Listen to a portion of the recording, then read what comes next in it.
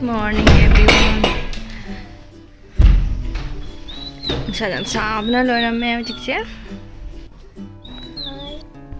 Bida yam nungaram gudu mali mafam se.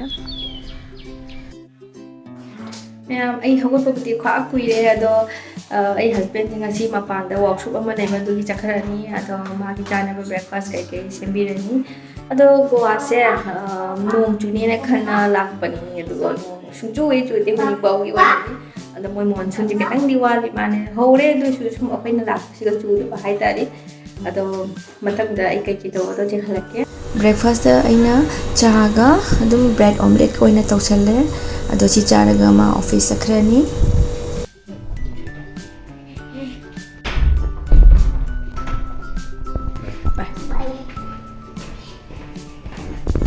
aina kolik fengna khona honoring dai chanu pi mo hobotna lai aina ka dama ga lemina rani ji pai pa kai jatoi ba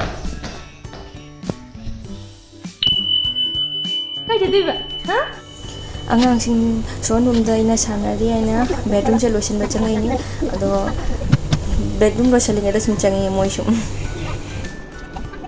beduga mama na hojik ta lotion ba tangai nang chakhai re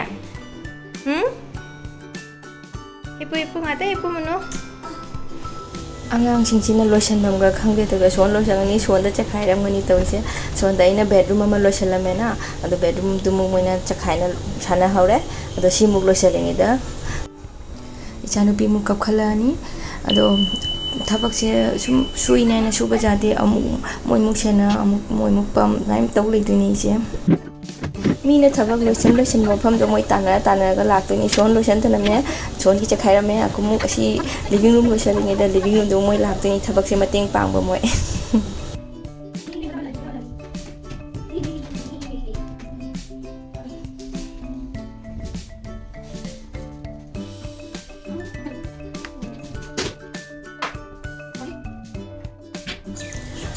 aina upai leitena hangang ani se aina hatang mobile jengaga room am tumina hipna layo mama waite gi ge haraga ina modu mobile jenghana thame aduna tadi upai leitaba moise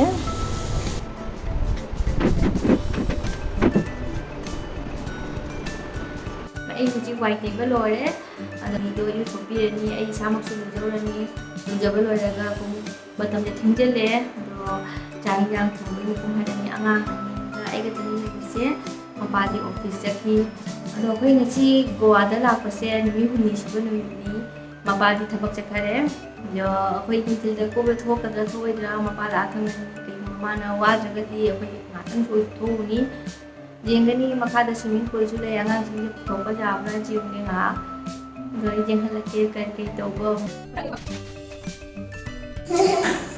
tawnu phunu ado huji khoi lujaba punamak loinare ado light chu chakhare induction da kari kari thonga da basu jamta jadre ado ki food na chasa lagale thilani ado yenghallke kari ke jaba hor ade lakudi lani light se jawna ado chalu passe lamana lore ado ma ado mango le da sum pijara ri de albu awo ko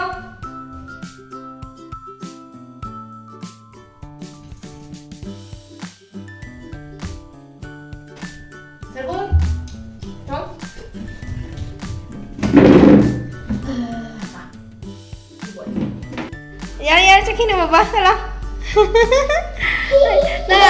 lunch ता इचानुपाना चाक चानिंग दे आइना Maggi होइना हौजले मा Maggi चानिंगे अदो आइना Maggi होरिंगे दा अंगांग से मखोन ता दे आइना तुमिना check तौरगा जिंगबा मोइदि तुमिना सानाना सुम हिमिना Laramie दो मोइना तुमिना लेरसुने चाक थोंबगा चंगदे पाखतले हाइसिने मोइना कमाई तौना लेरंगनी आइना खनबदा लोरे चलगे Vamos a echarlos lao.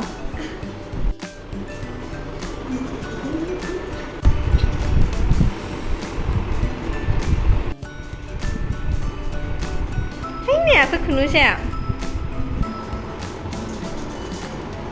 À, Ika.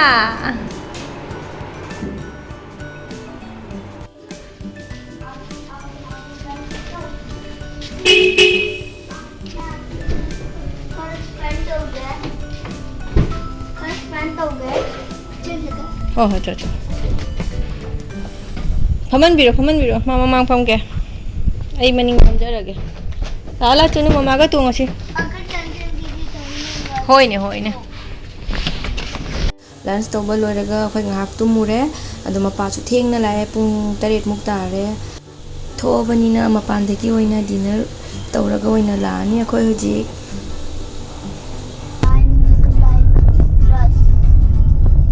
But Jesus Christ sign, not plus. I know Jesus, how Jesus be a God. Jesus was a person. He lived.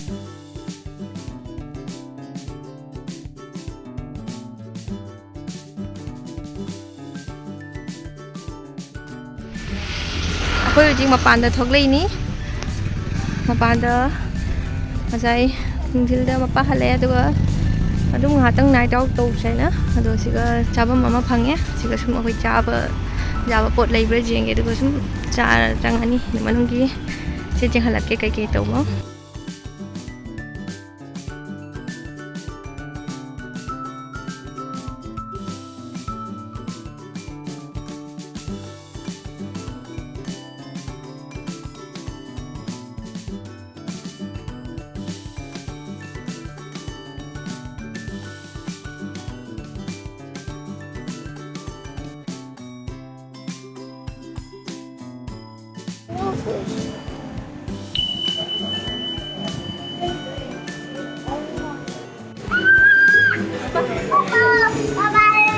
Serbu, ite karo baba.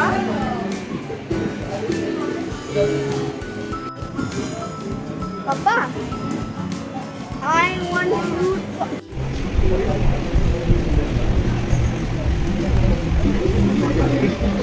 You have a fruit shake or what is it? Fruit shake? We have a passion fruit. Is it liquid or you want to add the fruit pieces as well? So we put the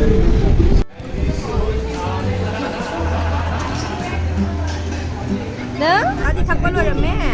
Phải chắc là ni cha nè bagi. Serbu pigo, saya mau nusa.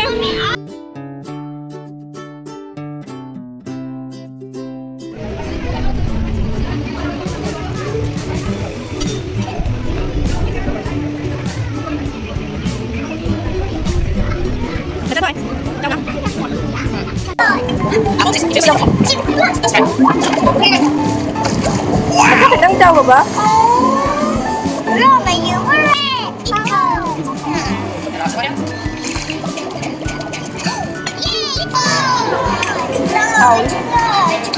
Let's make it!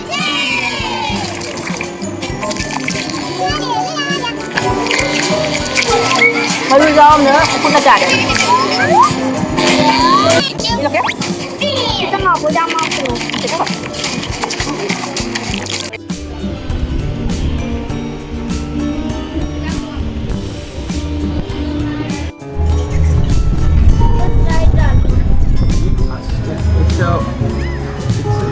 It's a potato salad. It's a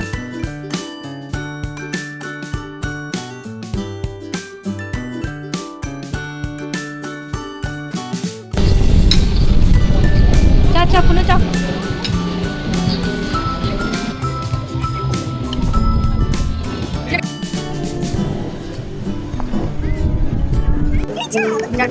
It's real healthy. Cha muốn cha đâu. Aku di dinner tauba lore. Icha no film cari. Ma cha ba lore ka khoi chalani.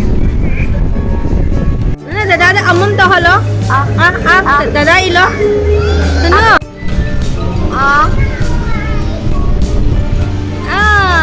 Koi dinner tauba loi na thok lai hoji. Oje ko jum halani. Ado ngasi ki video je sida loi silage. Ado mathang i vlog tong phang na ji. Bye bye.